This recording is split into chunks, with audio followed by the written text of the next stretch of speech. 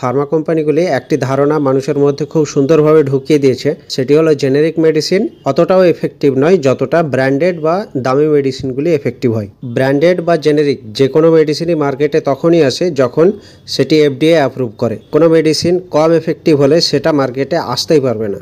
Generic বা branded যে কোনো মেডিসিনই সেম সেট অফ টেস্টিংয়ের মাধ্যমেই এই মেডিসিনগুলি পাস হয়। ইন্ডিয়ার মধ্যে ফার্মা কোম্পানিগুলি নিজের নামে মেডিসিন বানায়, নিজের নামে ডিস্ট্রিবিউশন হয়, নিজের নামে জিএসটি কাটায়, নিজের নামেই বিল হয়। তাহলে সেক্ষেত্রে কোনো কোম্পানি যদি ধরা পড়ে যায় তাহলে তার ক্ষেত্রে যাবজ্জীবন পর্যন্ত কারাদণ্ড হতে পারে। আপনি এই জিনিসটা বলতে পারেন, সেই জেনেরিক মেডিসিনগুলির এফেক্টিভ ততটা হবে না যতটা ব্র্যান্ডেড মেডিসিনের হয়। তবে আপনি এই জিনিসটাও জেনে রাখুন, যদি কোনো কোম্পানি ধরা পড়ে যায় যে স্ট্যান্ডার্ডের থেকে সেই মেডিসিনটি কোনো কিছু প্যারামিটারের ক্ষেত্রে সেটি ম্যাচ খাচ্ছে না, তাহলে সেক্ষেত্রে 2 বছর পর্যন্ত তার কারাদণ্ড হতে পারে। বোকা মানুষও এমন নয় যে কোম্পানি খুলে এত বড় রিস্ক নেবে। ধরুন, আরও ভিডিও পেতে চাইলে ভিডিওটি লাইক করুন, চ্যানেলটি সাবস্ক্রাইব করুন।